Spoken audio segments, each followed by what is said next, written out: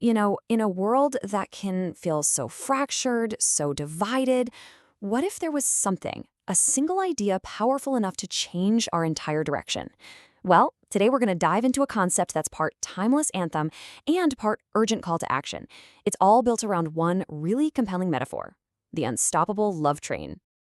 Just imagine for a second, what if our collective journey as humanity wasn't some big competition or a battle for survival, but more like a shared expedition? This image kind of captures that perfectly, right? A single track, not leading to some unknown place, but stretching out toward a brighter, more hopeful horizon that we all get to build together. So in this explainer, we're going to unpack what it really means to get on this train, why it's more urgent now than ever, and how each and every one of us already has a ticket. Okay, so let's start with the big question. When you hear the phrase love train, what pops into your head? For a lot of us, it's that incredible classic soul song from the 70s, for sure. But the source material we're looking at today says it's so much more than that. It's a really powerful metaphor for social healing with a meaning that goes way, way deeper. So let's break down what this movement is all about. At its very core, the love train is this idea of humanity moving forward, but doing it together. It completely reframes the idea of progress. It's not about being driven by competition or who can get ahead the fastest. Instead, it's a collective journey that's fueled by kindness, by empathy, and by just genuine human connection. It suggests we're all passengers on the same trip, And the engine isn't running on power or profit. It's running on our ability to see a piece of ourselves in everyone else. It's a massive shift from that old survival of the fittest mindset to something more like thriving of the most cooperative. And what's so fascinating is seeing how this one idea just pops up and resonates across totally different cultures and contexts.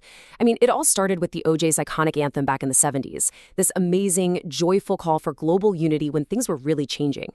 But then look at how it's been reimagined. In the world of anime, JoJo's Bizarre Adventure literally envisions Love Train as a superpower, an invisible shield that redirects any misfortune or harm away from the user. How cool is that? Then you have this real-world crisis, and in the middle of a devastating war, Ukraine launches its Train of Love, a humanitarian mission using railways to reunite families torn apart by the conflict.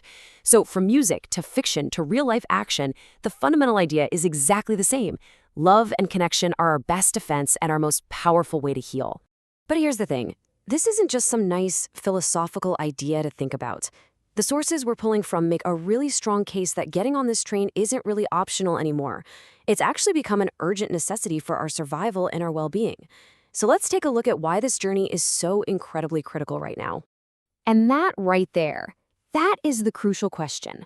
In an age of incredible technology, where we can talk to anyone on the other side of the planet in a split second, why do we so often feel more divided than ever? What makes this call for empathy so important right now? Well, the answer seems to lie in this unique storm of global pressures that are all actively pulling us apart, creating these fractures in our societies and, honestly, even within ourselves. If you really look at the biggest challenges of our time, they pretty much all boil down to a fundamental disconnection. Let's just walk through them. On one hand, you've got this rising social and political polarization, this huge gap that's made wider by social media algorithms and misinformation that just trap us in our own little echo chambers. It makes it harder and harder to understand or even respect each other. Then you've got these huge environmental threats that demand a level of global cooperation we just can't seem to muster because we're not seeing ourselves as one crew on one ship. And on a really personal level, our super-connected digital lives are, ironically, feeding a massive loneliness epidemic, which is a real public health crisis. All of these things are just symptoms of the same core problem. And that is exactly what's at stake. This slide, this image, it really illustrates the core argument perfectly. These aren't just separate crises that we can solve one by one. They're all tangled together, symptoms of a fractured world. The source material argues we can't fix them with these siloed, piecemeal solutions. The only way forward is a unified, compassionate human response. It means we have to make a fundamental shift in how we see things, moving away from us versus them and toward a collective we, trying to heal our shared home. So if the problem is disconnection and the solution is this love train, you might be thinking, okay, this is all just a really poetic metaphor. But here's the kicker. It's not. The call for compassion is actually backed by hard science. Our very biology, the hardware we have evolved over thousands of years, is literally designed to reward us for empathy and social bonds. It's like we come from the factory with a built-in preference for cooperation. It's true. Decades of research in neuroscience and evolutionary biology all point to the same thing. We are fundamentally, undeniably social creatures. Our brains have developed these incredibly complex systems, like mirror neurons. These are brain cells that fire up both when we do something and when we see someone else do that same thing. They basically let us feel what other people are feeling. And why? Because for millennia, our survival as a species didn't depend on who was the strongest or the fastest individual. It depended on our ability to cooperate, to communicate, and to form trusting bonds within our group. And here's how that wiring actually plays out. When we do a genuine act of kindness, or even when we just see one happen, our brain's reward centers light up like a Christmas tree. It floods our system with this powerful chemical cocktail. You get a hit of dopamine, which is the pleasure and reward molecule, so it makes you want to do it again. You get oxytocin, people call it the bonding or love hormone, which builds trust and lowers fear. And you get serotonin, which boosts feelings of well-being. Nature is basically giving us a neurochemical high five for being good to each other. It creates this awesome feedback loop that makes us want to connect even more. Okay, get ready for a statistic that is genuinely stunning. It really brings home just how vital these connections are, not just for our happiness, but for our physical health. The number is 50%. That's right, 50%. According to a huge meta-analysis that pooled data from over 148 different studies, people with strong social relationships have a 50% increased likelihood of survival. And that's regardless of their age or their gender or their health status. I mean, to put that into perspective, the health benefit is comparable to quitting smoking. It's even bigger than the benefits of regular exercise. And on the flip side, being lonely or socially isolated can be as damaging to your health as smoking 15 cigarettes a day. This isn't just about feelings. It's a massive, measurable, biological fact. Okay, so we've established why this journey is so critical for our society and for our own bodies. The next logical question is, how? How do we actually make this journey? If we're all going to get on this train, where are we headed? What are the core values that act as our map and, keep the train on the right track? So the whole framework for this movement is built on 3 foundational principles. First up, inclusivity. Because, a train that leaves anyone behind has completely failed its purpose. It's about actively embracing all our diverse backgrounds, beliefs, and experiences as our greatest strength. Number 2, sustainability. Because real love and compassion have to include future generations. Taking care of our planet is the ultimate long-term act of love for all the people who will come after us. And third, cooperation. Progress is just impossible without it. This means we have to intentionally build bridges through open dialogue and mutual respect, especially when it's hard, and especially with people we don't agree with. And this brings us to the most important part of the entire journey.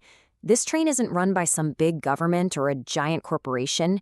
It doesn't just move on its own. The love train is powered by the small, consistent, individual actions of everyday people deciding to get on board.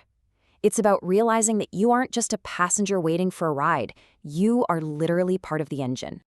So what does your ticket to ride actually look like? Well, it's way simpler than you might think, and it really has 3 parts. First, practice daily kindness. These are the little micro-interactions that knit together a compassionate society. Super simple stuff, like checking on a neighbor, offering a genuine compliment, or just putting your phone down and really truly listening to someone.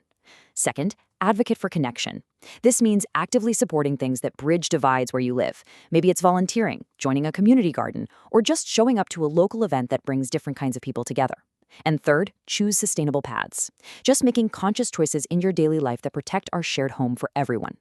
Every single one is a small, manageable step onto the train. Now, looking at all the world's problems, I know it can feel completely overwhelming. It's so easy to think, what can my one little action possibly do in the face of all of this? And this is maybe the most important takeaway of all. The guiding mantra is progress over perfection. This is not about being some perfect passenger who never makes a mistake or a single unsustainable choice. It's about the simple, consistent effort to be a little bit better today than you were yesterday.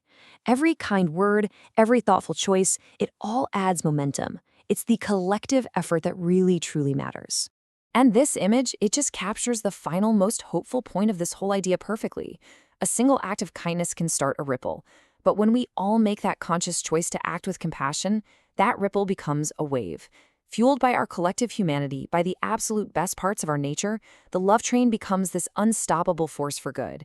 It's a journey powered not by any single leader, but by all of us, together. So the question isn't whether the train is leaving the station, it is. The only question left is, are you ready to get on board?